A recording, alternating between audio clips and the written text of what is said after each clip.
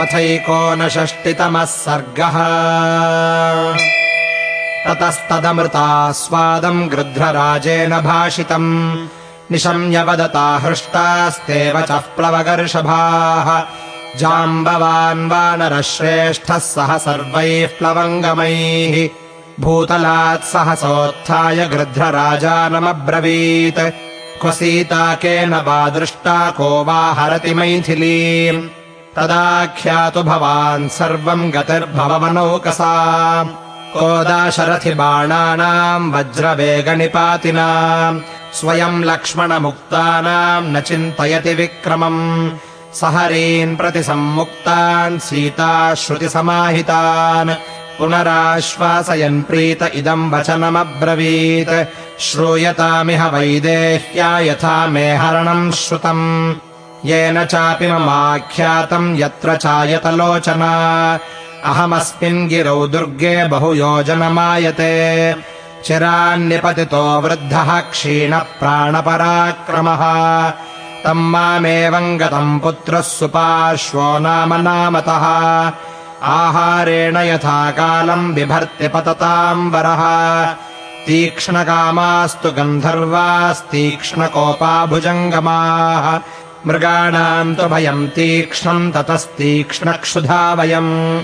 स कदाचित् क्षुधार्तस्य ममाहाराभिकाङ्क्षिणः गतसूर्येह निप्राप्तो मम पुत्रो ह्यनामिषः। समयाहारसंरोधात् पीडितः प्रीतिवर्धनः अनुमान्य यथा तत्त्वमिदम् वचनमब्रवीत्।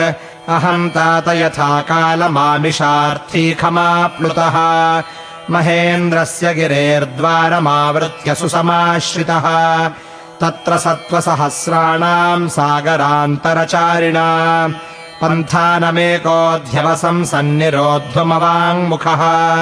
तत्र कश्चिन्मया दृष्टः सूर्योदयसमप्रभाम् स्त्रियमादाय गच्छन् वै भिन्नाञ्जनचयोपमः।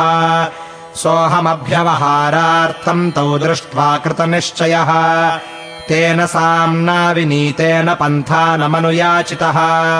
न हि सामोपपन्नानाम् प्रहर्ता विद्यते भुवि नीचेष्वपि जनः कश्चित् किमङ्गबतमद्विधः। स यातस्तेजसा व्योमसङ्क्षिपन्निव वेगितः अथाहम् खेचरैर्भूतैरभिगम्य सभाजितः। दिष्ट्या जीवति सीतेति ह्यब्रुवन् माम् महर्षयः कथञ्चित् सकलत्रोऽसौ गतस्ते स्वस्त्य संशयम्।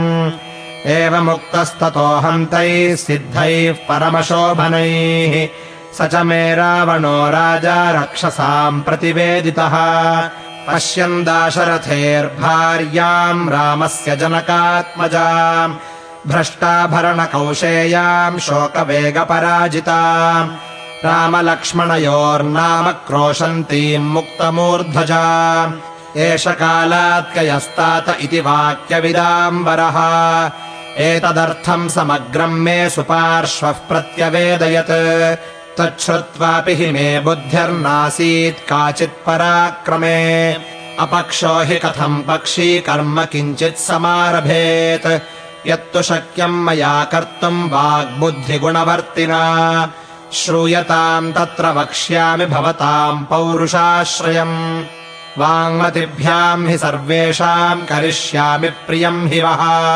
यद्धि दाशरथेः कार्यम् मम तन्नात्र संशयः तद्भवन्तो मतिश्रेष्ठा बलवन्तो मनस्विनः प्रहिताः कपिराजेन देवैरपि दुरासदाः रामलक्ष्मणबाणाश्च विहिताः कङ्कपत्रिणः त्रयाणामपि लोकानाम् पर्याप्तास्त्राणनिग्रहे कामम् खलु दशग्रीवस्तेजो बलसमन्वितः भवताम् तु समर्थानाम् न किञ्चिदपि दुष्करम् तदलम् कालसङ्गेन क्रियताम् बुद्धिनिश्चयः न हि कर्मसु सज्जन्ते बुद्धिमन्तो भवद्विधाः।